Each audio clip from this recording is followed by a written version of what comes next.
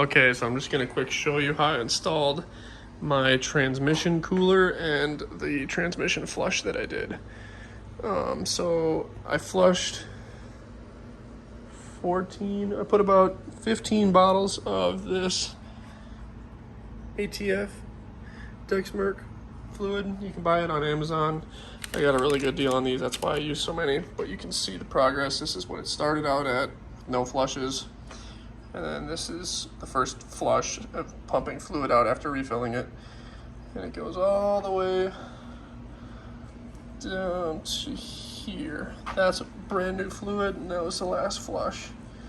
So it took 13 were flushed through, so pumped out, and then I had 3 more that I had to refill it with because I've got some here that I drained out. So there's 3 liters there, and then all this. And so then I did that, and at the same time I mounted a trans cooler and magnetic filter inline. So to refill the fluid, what you're gonna do is how I did it. I used, now I can't find it. I had a very small, there it is. I use this. If you see down in there, right at the tip of this, that yellow plunger, that is the dipstick for the transmission. Pull that out, and then I jammed this under the intake piping, and it was available right there. And then I stuck this much longer funnel into that funnel so that I could get it in there. After it was in there, and I drained it once, I filled it back up with 3 liters. And then if you take out this by pinching and pulling, I'm not gonna do it now, you can have access to the fluid coming out when you turn the car on. So you turn the car on, and this will pump fluid out.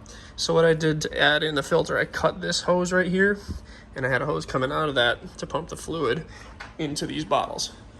So I'll show you the routing I did. And just so you know, that is not a fill bolt. Do not take that off. You'll potentially have to remove your transmission if you remove that. So what I did was I spliced a line into this using a, I actually used a filter off of this and then onto some new transmission hose. It's 3/8 inner diameter.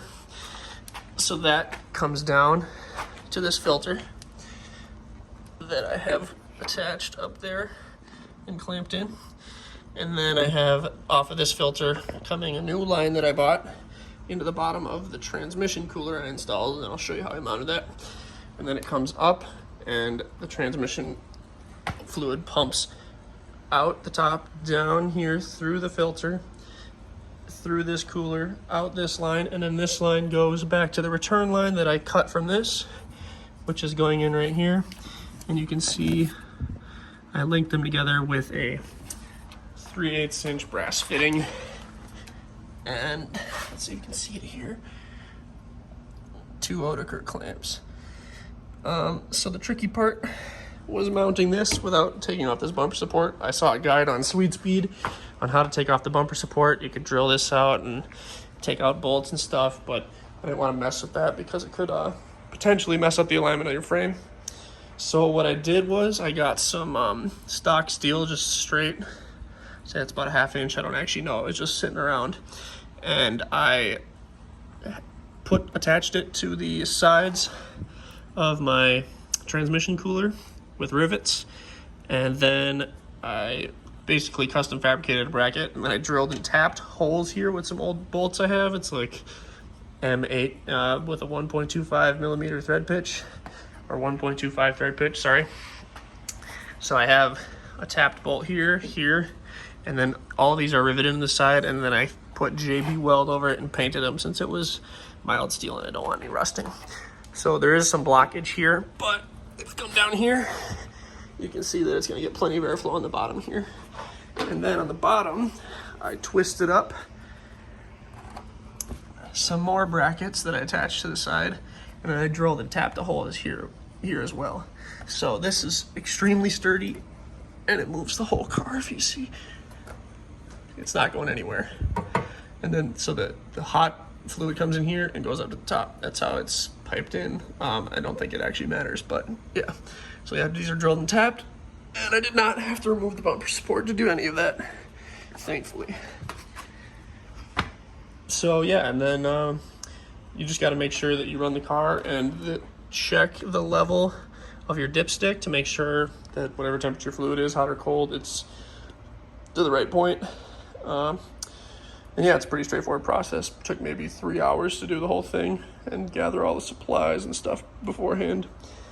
And then you don't have to flush it as much as I did. I just got a really good deal on these. It was like 50 cents each. Otherwise, you'll have to spend probably like $120 on all these fluid bottles. So yeah, you could do about probably, I'd say 8. You could probably get away with 6, but you're definitely gonna want to get your fluid clean from that state. So yeah, if you have any questions, just leave a comment and I'll try to get back to you. Thanks, bye.